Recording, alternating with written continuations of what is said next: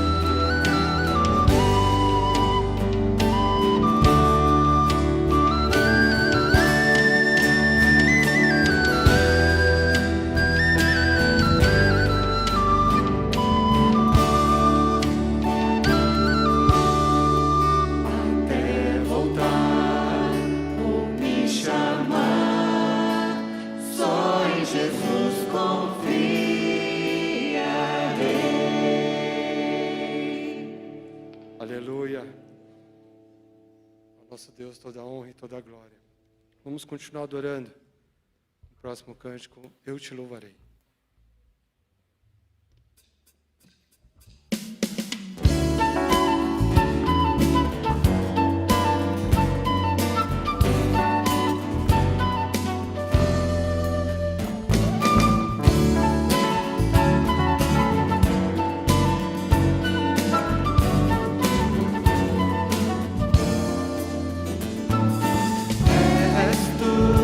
Única razão da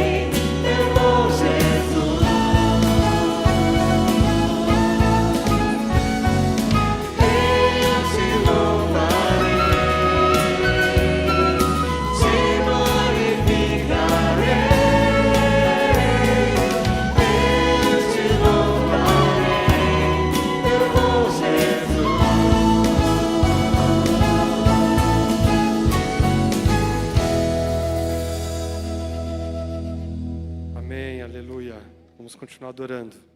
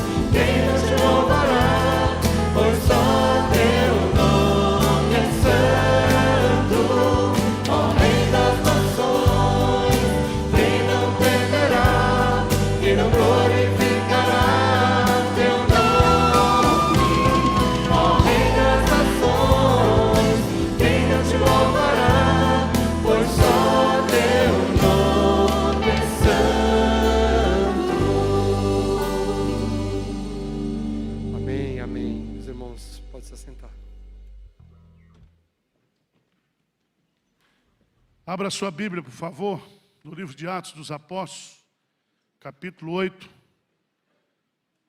versículo 4 em diante, de 4 a 8.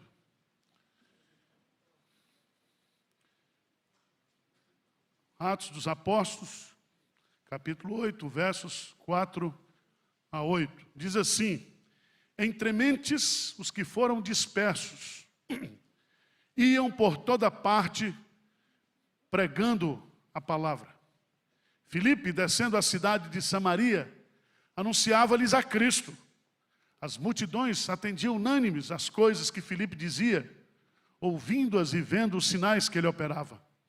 Pois os espíritos imundos de muitos possessos saíam gritando em alta voz, e muitos paralíticos e coxos foram curados.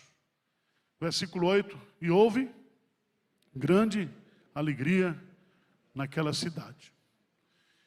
Irmãos, amanhã à noite, às 20 horas, nós estaremos começando um programa aqui na nossa TV IPP, cujo nome é Você é um Missionário. Eu vou dirigir esse programa. Nós vamos falar sobre cada crente sendo um missionário, onde estiver. Nós temos recebido muitos pedidos. Pastor, abre uma igreja aqui na minha cidade. Na minha cidade não tem uma igreja que prega a palavra, que ensina a palavra. Mas nós não temos o dom ainda da onipresença. Não recebemos ainda isso, né? Então, qual é a ideia desse projeto? Você vai abrir a igreja aí na sua cidade. Nós vamos dar o treinamento, vamos dar o material. Nós temos a EAD aí, certo? Vamos disponibilizar os cursos de treinamento, certo? Tem os cursos da LPC também, que o pastor grava. Treinamento. E aí você vai começar uma igreja na sua casa. Tá certo? Você vai pegar os sermões do pastor Hernando, dá uma melhorada, prega aí. Todo crente, veja que coisa linda. Entre mentes os que foram o quê? Dispersos. Todo o povo foi disperso. Feito um vento que sopra a semente. E Martin Lloyd Jones diz que eles não pregavam a palavra como Filipe pregava, mas eles tagarelavam a palavra. Eles compartilhavam. Não precisa você fazer um curso de homilética, não precisa você fazer um curso. Jesus disse preguei isso ontem aqui, aquele endemoniado, que tinha 6.000 demônios dentro dele. Jesus expulsou os demônios e ele queria servir a Jesus do jeito dele. Ele disse, eu quero ficar com o Senhor. Ele disse, não, Senhor, você vai agora para os seus e vai dizer tudo quanto o Senhor fez por você, na sua vida. Jesus ordenou que ele fosse. E ele saiu nas 10 cidades, pregando, testemunhando o que Deus fez na vida dele. Então vamos parar. Sai desse negócio de site aí, de discussão, de arminiano, calvinista, puritano, não sei o quê. Sai, larga isso aí, meu irmão. Vai começar uma igreja na sua casa. Amém? Aí quando você tiver já umas 50 pessoas, aí a gente manda alguém lá. Se você for bom, a gente dá um banho de calvinismo em você e ordena você evangelista. Né, pastor? A gente faz isso aí. Porque nós vamos disponibilizar um curso de teologia também, assim, de evangelista para você. O pastor Nilson está preparando aí, nós vamos ter o Lidere online. E tem muitos cursos bons aí online já hoje. Certo? E você vai trabalhar, você vai ganhar alma para Jesus. Tá bom? Então, nós estamos com um projeto de plantar 50 igrejas na Paraíba em 10 anos. Tem algum paraibano aqui? Levanta a mão. Então já começa dando uma oferta, tá? Para a gente comprar os terrenos. Tem que comprar os terrenos. 50 cidades da Paraíba. Paraíba tem mais de 200 municípios, a igreja pretende estar presente em 30 municípios. Depois de 161 anos. Não pode, pode, irmãos? Então nós temos que trabalhar. Trabalhar. Vamos ajoelhar agora, vamos orar por esse projeto, pelo crescimento, né, pela plantação de igrejas sérias nas cidades do Brasil. E você é o missionário. Coloca a sua vida nas mãos de Deus. Dizendo assim, eu quero ser usado. Eu quero ser usado para ser um plantador de igreja, um evangelista na minha cidade, no meu bairro. Aqui em São Paulo também nós precisamos abrir, plantar igreja nos bairros. Então, coloca a sua vida, abra a sua casa, abra o seu coração, abra o seu bolso, abra a sua visão para servir a Deus.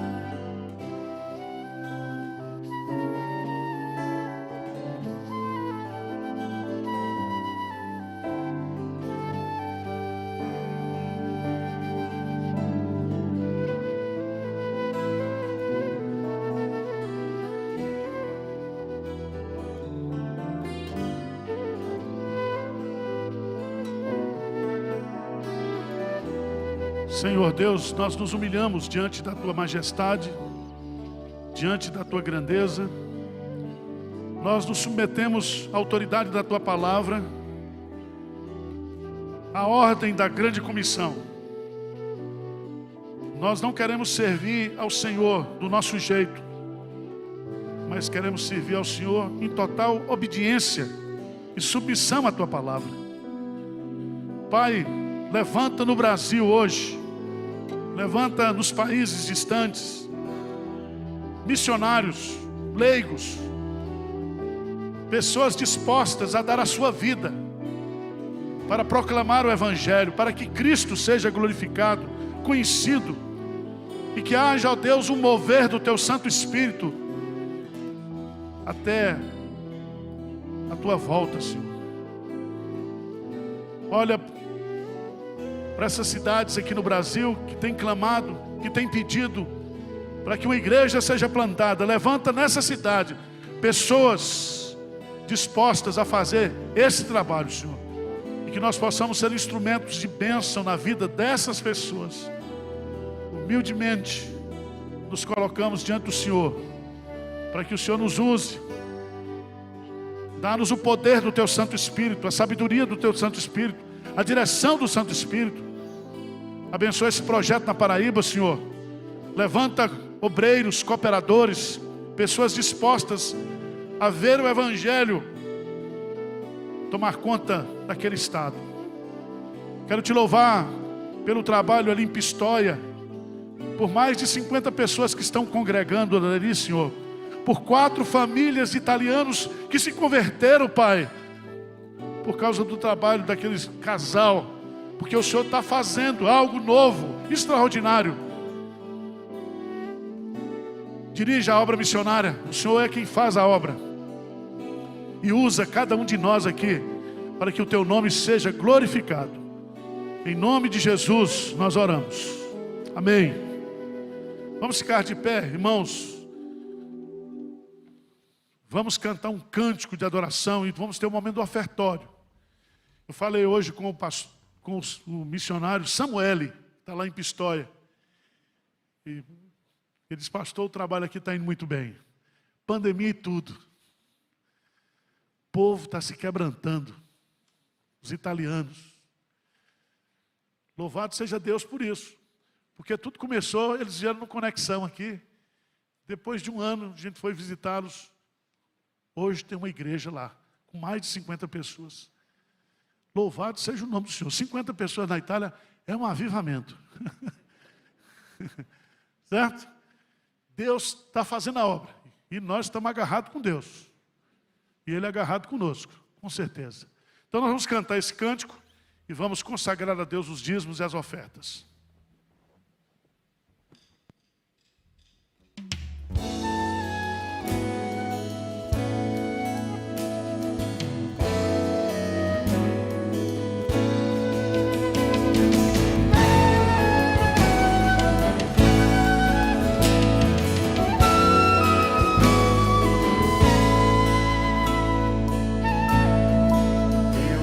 Aqui pra te encontrar.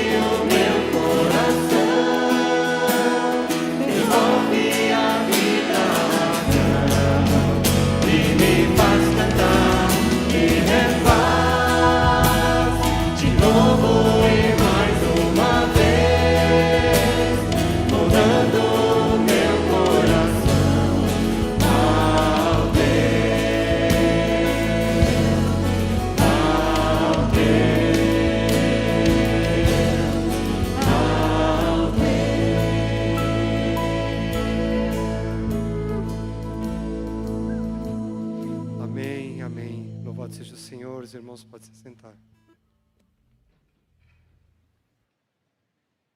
Irmãos queridos, nós vamos abrir a palavra de Deus. Nós vamos abrir a palavra de Deus em Atos dos Apóstolos, capítulo 1, verso 8. Atos 1, verso 8. Atos dos Apóstolos, capítulo 1, verso 8. Hoje eu não vou fazer uma exposição bíblica. Conforme foi anunciado, eu quero tratar um pouco da questão dos pilares da reforma, mas quero conversar um pouco com vocês até esse momento da reforma. Como é que foi a história até esse momento da reforma? Então hoje nós estaríamos trazendo para você uma espécie de esboço da história do primeiro século ao 16º século. Esse versículo de Atos 1:8 diz assim: mas recebereis poder ao descer sobre vós o Espírito Santo, e sereis minhas testemunhas, tanto em Jerusalém, como em toda a Judéia e Samaria, e até os confins da terra.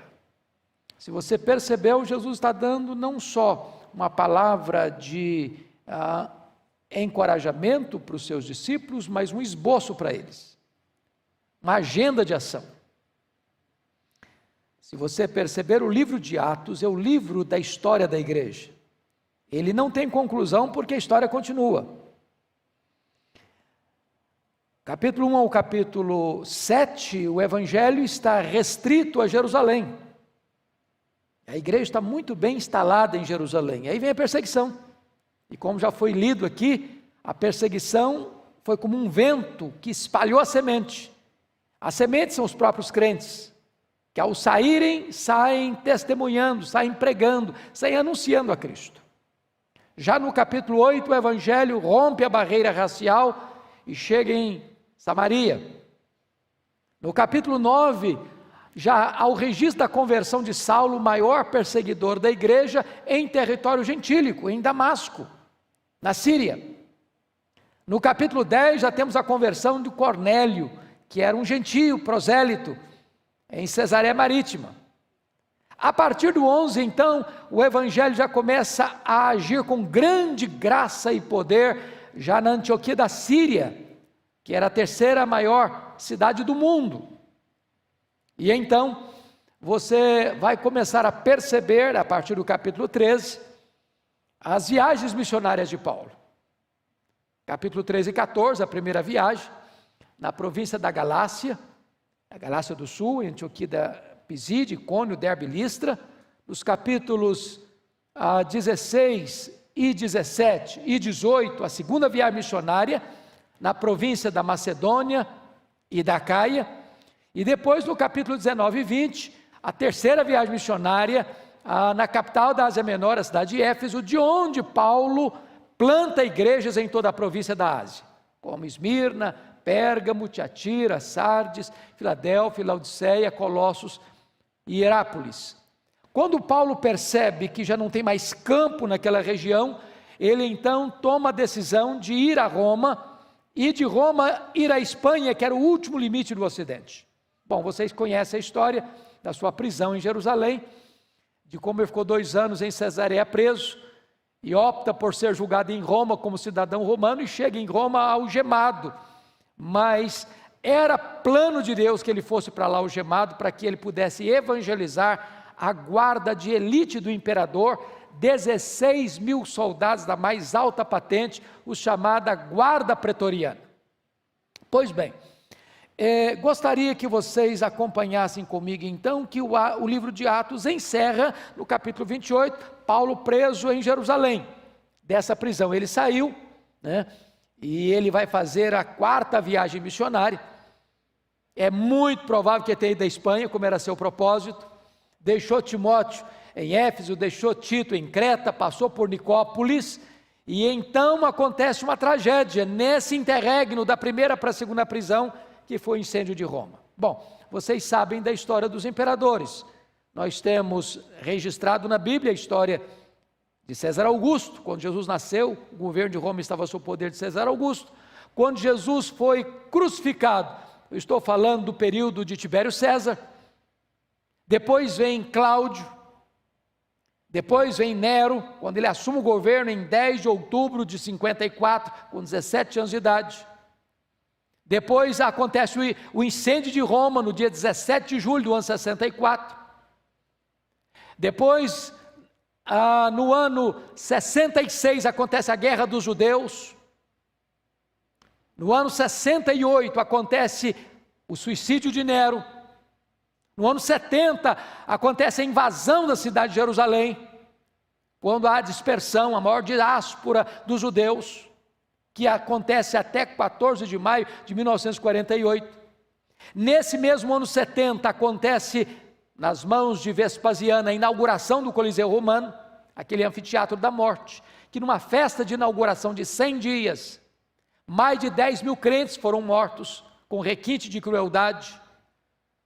Eles eram enrolados em peles de animais, jogados na arena, para os cães morderem, para os touros pisarem, para os leões esfaimados devorarem.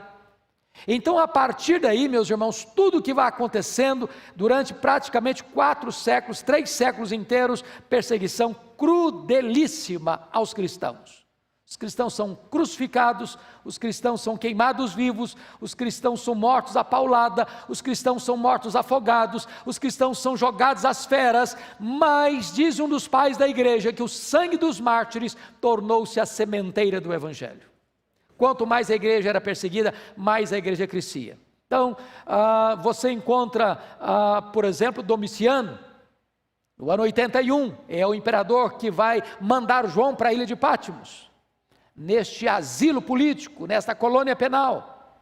Os imperadores que vieram depois massacraram o cristianismo. Talvez nós pudéssemos citar alguns mais conhecidos, como Marco Aurélio, como Sétimo Severo, como Décio, como Diocleciano.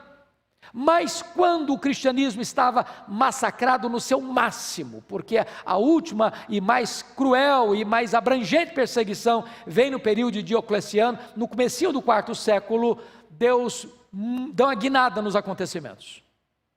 Dá uma guinada nos acontecimentos.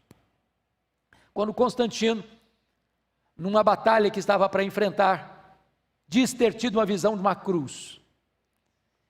E com esse sinal vencerás. E ele vence esta batalha, e o cristianismo até então perseguido, vilipendiado, ultrajado, massacrado, dá uma guinada de 180 graus, e o cristianismo é declarado então religião oficial do Império Romano nos idos de 313 depois de Cristo. No Edito de Milão. Isso foi bom? Foi bom. Isso foi ruim? Foi ruim. Bom em que sentido? Ruim em que sentido? Bom porque os crentes deixaram de ser massacrados.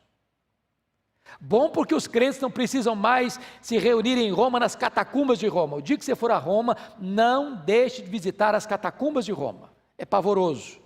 Se você não tiver com guia, você morre lá dentro, porque é um labirinto. Escuro. Corredores escuros, onde os crentes viviam, onde morriam, onde eram sepultados. Então não precisa mais disso. Seus bens confiscados são devolvidos. Eles que se reuniam escondidos, agora podem se reunir publicamente.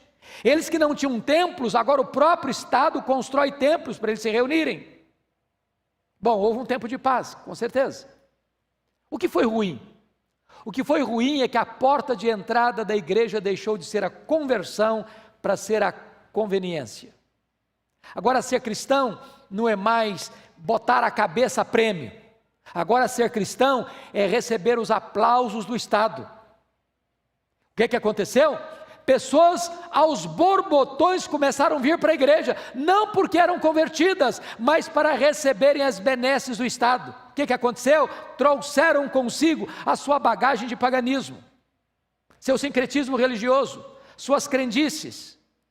E não tardou, meus irmãos, para que o cristianismo até então puro fosse levedado pelo fermento perigoso e mortal das heresias. Você sabe que onde a verdade é escasseada, começa também as pugnas e as disputas políticas nos corredores do poder eclesiástico. O que acontece? As 5 mais importantes cidades do mundo: Roma, no ocidente; Constantinopla, no Oriente, a Alexandria, no Egito, a segunda maior cidade do mundo, a Antioquia da Síria, a terceira maior cidade do mundo, e Jerusalém. Começa então uma disputa de poder. Quem é mais importante? Quem deve exercer o papel de liderança no mundo? Pois bem, deixa eu dizer algo para vocês muito importante. No ano 604, o imperador romano Focas declara o bispo de Roma, Gregório I, como bispo universal da igreja. Ele rejeitou esse título e disse: não, eu não posso aceitar esse título. Aliás, nenhum homem é digno de receber esse título. Esse título é exclusivamente aplicado ao Senhor Jesus Cristo. Só Ele é o bispo universal da igreja. Aquele que aceitar esse título deve ser considerado um anticristo. Porém, em 607, o imperador Focas nomeia Bonifácio III, agora bispo de Roma, e ele aceita o título de bispo universal da igreja, e começa então, historicamente, a instituição do papado. Talvez você argumente: bom, mas eu já li em livros de história, desde a minha infância ou minha adolescência, quando passei pela escola, listas de papas desde Pedro. Como assim? Você vem me afirmar que o primeiro papa, historicamente, aconteceu o papado em 607. Talvez vocês um dia pudessem ler um livro, vale a pena ler, O Papa e o Concílio, de Janus, cujo prefácio foi feito por Rui Barbosa, grande tribuno Rui Barbosa. Curiosamente, o prefácio da obra representa 70% do livro. Eu nunca vi nada parecido. Prefácio é só para apresentar e sair de cena. 70% da obra é o prefácio. E o Rui Barbosa, então, vai provar uma coisa muito curiosa. O que deu sustentação histórica à antiguidade da instituição do papado, recuando a Pedro, foi um documento surgido na França, no século VIII, chamado As Falsas Decretais de Isidoro. Forjado. Para que as pessoas pudessem pensar que o papado recuava Pedro, que Pedro teria sido o primeiro papa e que todo papa seria um sucessor legítimo de Pedro. Isso não é verdade. Isso não tem fundamentação histórica. Pois bem, a partir daí, meus amados irmãos, a igreja começa a se desviar do caminho, a se desviar da verdade, a se desviar do evangelho, a se desviar da simplicidade e pureza das escrituras. Heresias foram entrando na igreja, culto aos mortos, as imagens de escultura, o purgatório, o confessionário, a missa, ou seja, o sacrifício incruento de Cristo, a transubstanciação, o culto a Maria, o culto aos santos, e tantas outras novidades foram entrando, e foram entrando, e foram entrando, e foram entrando, na mesma medida que a igreja se fortalecia economicamente, a igreja se corrompia teologicamente. Bom, vale destacar, meus irmãos, que ao longo desse período, foi um período também de muitas e importantes decisões na história da igreja, sobretudo para definir os rumos da cristologia, por causa da influência do pensamento grego, do dualismo grego, matéria, má, espírito bom. Então os gregos, por influência do pensamento grego, eles não acreditavam na criação, na encarnação, na ressurreição, e muitas doutrinas foram atacadas, mormente a doutrina de Cristo. Foi por isso que, no ano 325, o próprio imperador Constantino convoca o primeiro concílio geral da igreja em Niceia para tratar desta matéria, porque lá em Alexandria, um presbítero estava ensinando uma heresia, que Cristo não era coigual, coeterno e consubstancial com o Pai. Então Atanásio, o grande campeão da ortodoxia, derrota as teses de Ário nesse concílio geral em 325 e fixa com clareza este pilar do cristianismo, que Jesus Cristo é verdadeiramente Deus. Pois bem, em 381 foi necessário um outro concílio, o concílio de Constantinopla, agora não para enfatizar a divindade de Cristo, mas para enfatizar a humanidade de Cristo. Ele é Deus, é verdade, mas ele também é homem, perfeitamente homem.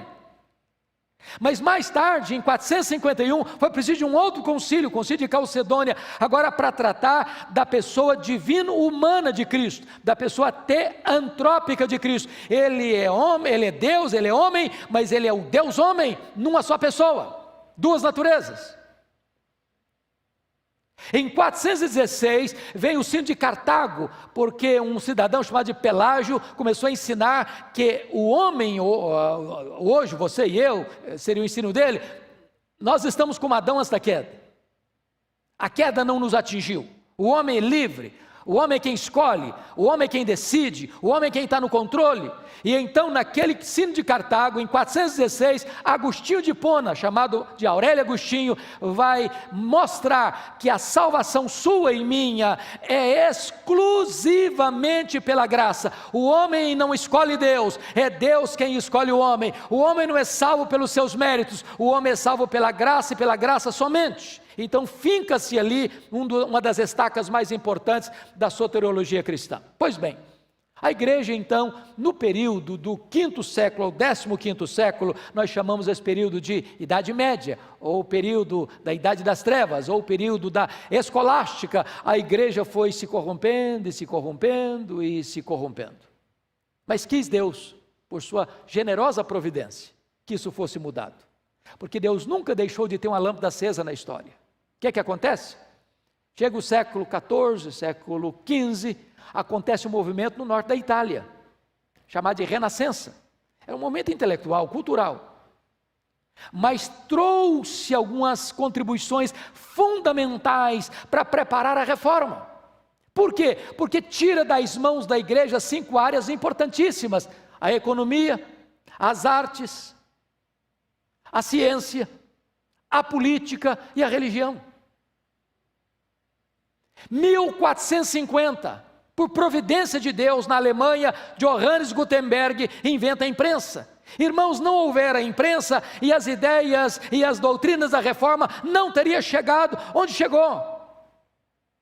Alguém já disse, com muita razão, que o que representou a imprensa para a reforma, hoje as redes sociais representam para a nossa geração, dando celeridade à mensagem. Mas Deus começa a levantar, irmãos, homens convertidos, verdadeiramente convertidos, como aconteceu com John Wycliffe na Inglaterra, como aconteceu com Jan Hus na Boêmia, como aconteceu com Jerônimo Savonarola na Itália. E esses homens foram perseguidos. Jan Hus foi queimado, Jerônimo Savonarola foi morto. John Wycliffe foi perseguido porque ele estava traduzindo a Bíblia para o inglês. Ele disse: não é possível que a igreja seja impactada, seja transformada, a não ser com a palavra de Deus na mão. E ele começa a traduzir a Bíblia para o inglês, e ele foi perseguido e não conseguiu, mas os seus discípulos, os lollardos, concluíram a tradução da Bíblia para o inglês. Quis a providência de Deus que um monge agostiniano, chamado Martinho Lutero, um dia tivesse uma experiência profunda com Deus. Ele era um homem extremamente religioso, extremamente místico, que se autoflagelava, confessava todo dia, todo santo dia. Ele ia para o confessionário, gastava 2 horas. O confessor não aguentava mais, aquele que escutava as lorotas dele não aguentava mais. Chegou ao ponto que um dia o padre que recebia as confissões dele falou: ô Lutero, no dia que você cometeu um pecado, vem aqui, eu não aguento mais suas lorotas. Ele era um homem atormentado, ele era um que queria ter paz, mas ele não tinha paz. Por quê? Porque ele estava achando que a paz tinha a ver com as suas obras, com os seus merecimentos, com o seu trabalho, com o seu empenho, com o seu esforço, com o seu sacrifício pessoal. Até o dia, irmãos, que por graça de Deus, Romanos 1,17, cai nos ouvidos deste homem, desce ao coração deste homem: o justo viverá pela fé. Ali houve uma libertação, ali o tampão foi tirado dos seus ouvidos, a venda foi tirada dos seus olhos, e ali aquele homem conhece a graça de Deus. O que estava acontecendo no mundo nessa época? O Papa Leão X estava passando momentos difíceis financeiros, na restauração da Basílica de São Pedro, quando envia os seus emissários para a Alemanha, Johannes Tetzel, para vender indulgências, para vender perdão de pecados.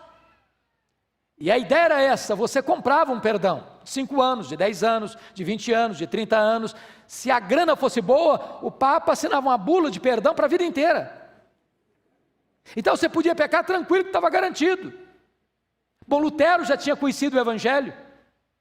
E quando Johannes Tetzel foi para a Alemanha pregando que se podia comprar perdão de pecados, chamado de indulgências, ele estrategicamente, no dia 31 de outubro, por que 31 de outubro?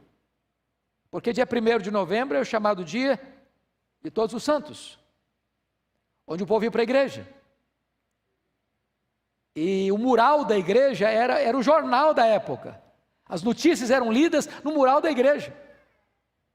E então ele vai fixar nas portas da igreja de Wittenberg as 95 teses contra as indulgências, deflagrando ali o movimento da reforma protestante do século XVI, o mais importante movimento depois do Pentecoste na história da humanidade. Pois bem, queridos, eu quero então agora tratar brevemente com vocês, nessa rápida e rasa, admito, revisão, os pilares então que foram estabelecidos da reforma.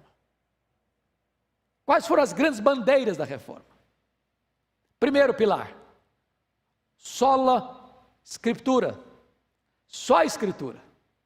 Só a escritura. Por quê isso é tão importante? Porque naquela época, primeiro, a Bíblia não era lida. Só os sacerdotes tinham acesso. Eles também não conheciam. O povo, além de analfabeto, era totalmente ignorante. E um povo ignorante é um povo manipulado. É por isso, irmãos, que a reforma veio trazer instrução. Primeiro compromisso que um pai e uma mãe faz quando nasce um filho é dar instrução para ele. Um crente consciente não deixa o seu filho no analfabetismo. E o principal propósito é que ele estude a Bíblia por si mesmo, que ele tenha a bênção e o privilégio do livre exame das Escrituras.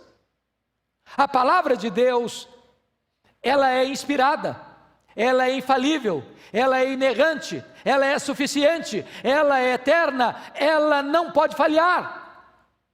E então esta palavra é a nossa única regra de fé e prática. Não é a tradição da igreja, não é o que o concílio decidiu, não é o que o teólogo A disse, não é o que a encíclica tal falou, é o que a palavra de Deus diz. Não é o que o pregador, não é o que o missionário, não é o que o bispo, não é quem que seja pregando. Você está com a Bíblia na mão e você examina a Bíblia. A autoridade não é o pregador, a autoridade é a palavra de Deus, só a escritura. Isso é um resgate da reforma, irmãos. A reforma não foi uma inovação, a reforma foi um retorno ao cristianismo bíblico, apostólico e primitivo. Segundo pilar, sola fide, só a fé. Ou seja, como é que o homem era salvo na concepção daquela época? Pelas suas obras, pelos seus méritos, pelos seus sacrifícios, pelo seu esforço, pela compra de perdão. Então a salvação não é pelas obras, nem a salvação é pela fé, mas as obras, como alguém costuma dizer por aí: faça a sua parte que Deus te ajudará. Você faz uma parte, Deus faz outra, e o resultado é a salvação. Não, não é assim. A salvação é obra exclusiva de Deus. Deus planejou, Deus executa, Deus a garante. Agora você recebe essa fé, essa salvação pela fé. A fé é a causa instrumental. A fé é como a mão de um mendigo estendida para receber o presente de um rei. É só a fé, é só a fé. Terceiro pilar, sola gratia, é só a graça. Oh, coisa maravilhosa, porque se a salvação dependesse de você e de mim, nós estávamos irremediavelmente perdidos. Perdidos. A Bíblia diz que eu sou corrompido. A Bíblia diz que a inclinação da minha carne é inimizade contra Deus. A Bíblia diz que o melhor de mim, as minhas justiças não passam de trapos de imundícia. A Bíblia diz que eu estou não só sujo, eu sou corrompido, e mais que corrompido, eu sou depravado, e mais que depravado, eu estou condenado, filho da ira. Mais do que isso, a Bíblia diz que eu estou morto nos meus delitos e pecados até ter o encontro com Cristo. Ou Deus me salva, ou eu pereço. Ou Deus estende a mão para mim, ou não tem esperança para mim. Ou Deus me salva por sua graça, ou não há esperança de salvação para mim. Mas louvado seja Deus, é a graça, é só a graça. A graça é um dom imerecido de Deus. Eu mereço juízo e Deus me dá misericórdia. Eu mereço condenação e Deus me dá justificação. Eu mereço o inferno e Deus me leva para o céu. Isto é graça, só graça. O quarto pilar, solos Cristos, só Cristo. Oh, irmãos, que verdade preciosa. Num mundo plural, onde se acha que toda religião é boa, onde o politicamente correto é pensar que cada religião leva a Deus, que todo caminho leva ao céu, que o que importa é você ter uma religião, o que importa é você ser sincero, não importa em quem você crê, vai dar tudo certo no final. A Bíblia é exatamente categórica em dizer que Jesus não é uma porta, Ele é a porta. Ele não é um caminho, Ele é o caminho. Ele não é um mediador, Ele é o único mediador entre Deus e os homens. Ele não é um Salvador, Ele é o único nome dado entre os homens pelo qual importa que sejamos salvos. É só Cristo. Não é Cristo mais a igreja, não é Cristo mais Maria, não é Cristo mais o Papa, não é Cristo mais o pastor, não é Cristo mais o missionário, não é Cristo mais a denominação, não é Cristo mais as minhas obras, não é só Cristo, só Ele salva e só Ele pode dar a vida eterna. Mas o último pilar, e eu termino aqui: soli Deo gloria. Só a Deus toda glória. Num século, irmãos, humanista, antropocêntrico, antropolátrico, onde o homem torna-se a medida de todas as coisas, onde o homem é colocado no pedestal, onde as luzes se acendem para o homem, onde o homem se sente uma estrela de quinta grandeza, é preciso declarar em alto e bom som que toda a glória dada ao homem é glória vazia, é vanglória, é idolatria, é abominação para Deus. Ele não divide a sua glória com ninguém. É por isso que foi Ele quem planejou, é Ele quem executa, é Ele quem garante, para que toda a glória seja dada a Ele. Você veio aqui hoje por isso, para reconhecer que o nosso Deus merece o nosso culto, a nossa vida, o nosso coração e toda a glória. Mas eu encerro dizendo o seguinte, irmãos: um dos lemas da reforma é igreja reformada, sempre reformando. É possível que cada século a igreja encontre descaminhos perigosos, atalhos perigosos, se desviando da verdade. E vieram tantos perigos, como o liberalismo teológico, como o sincretismo religioso, como a ortodoxia morta. A minha convicção, irmãos, é que nós estamos precisando desesperadamente de uma nova reforma. Quando eu digo uma nova reforma, eu não estou pensando em buscar novidades no mercado da fé, não. Eu estou pensando em voltar às origens, voltar às doutrinas bíblicas, voltar ao cristianismo puro e simples, é voltar à doutrina dos apóstolos, é voltar àquilo que a igreja primitiva experimentou no poder do Espírito Santo. E a igreja hoje está precisando desesperadamente de um poderoso reavivamento espiritual. Que Deus nos visite nesta noite com a sua graça e poder. Amém.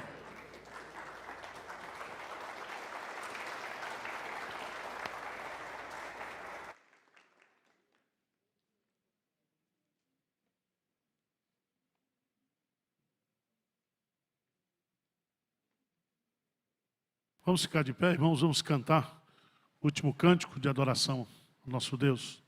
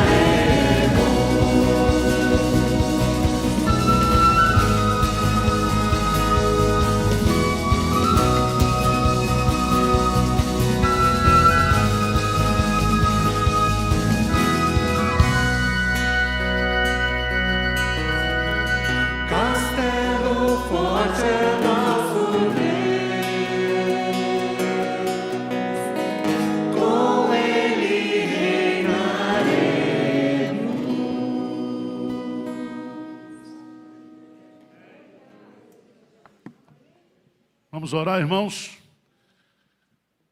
Eu creio que nós estamos já começando a experimentar um avivamento, um mover de Deus no mundo. Nós temos mais de 200 milhões de cristãos sendo perseguidos nesse momento. E essa pandemia está quebrantando o coração de muita gente. É como as pragas do Egito. Está quebrando os ídolos, para mostrar que só Deus é Deus. Senhor Deus, glorifica o Teu nome aqui nesta noite. toda glória, todo louvor, toda honra pertence ao Senhor. E nós queremos nos curvar humildemente diante da tua grandeza e pedir para o Senhor, faz de novo, Senhor. Faz de novo. Faz uma nova reforma. Manda um avivamento, um novo Pentecostes para a tua igreja, Senhor.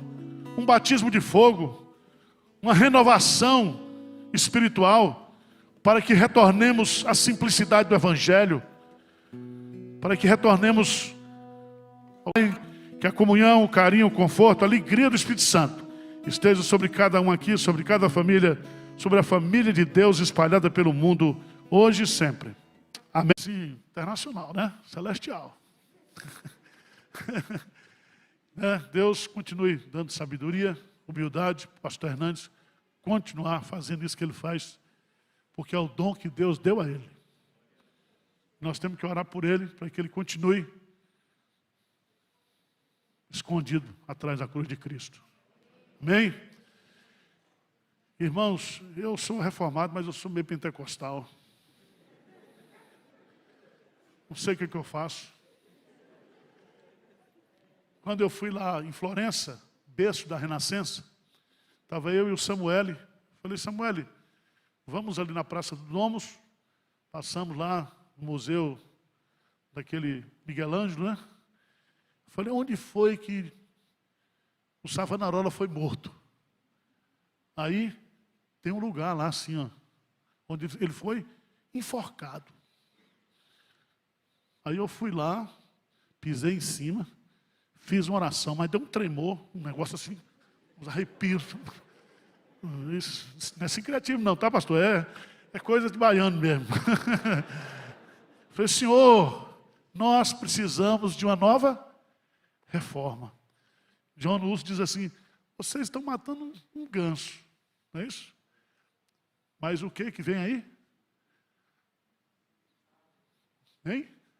A águia. Anos depois, Deus levanta Lutero.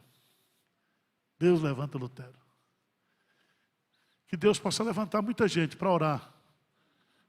Certo? Vamos voltar a orar. Que o avivamento está aí. Deus está pronto. Eis que os meus ouvidos não estão tapados, para que não possa ouvir, nem a minha mão, para que não possa salvar. Nós precisamos nos quebrantar, orar, e Deus fará o avivamento. Amém? Momento Malafaia agora. Chegou o Cada Dia Natal, escrito pelo pastor Hernandes. São 31 mensagens sobre Natal, a vitória sobre o medo. E nós estamos simplesmente repassando a preço de custo para você. Ao invés daqueles cartões de Natal, já vem um envelopezinho, você manda para os seus amigos, no seu condomínio, onde você quiser, distribua aí. Nós temos aí uma quantidade de 5.000, certo? E é um preço bem baratinho. Também, esse Novo Testamento explicado. É um esboço, né, homilético, dos 27 livros do Novo Testamento.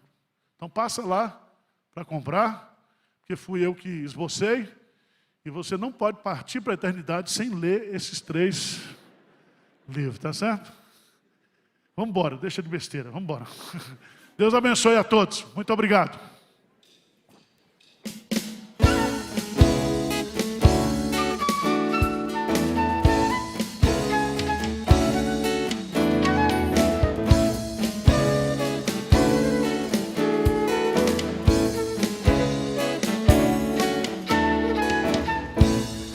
Graça de Jesus.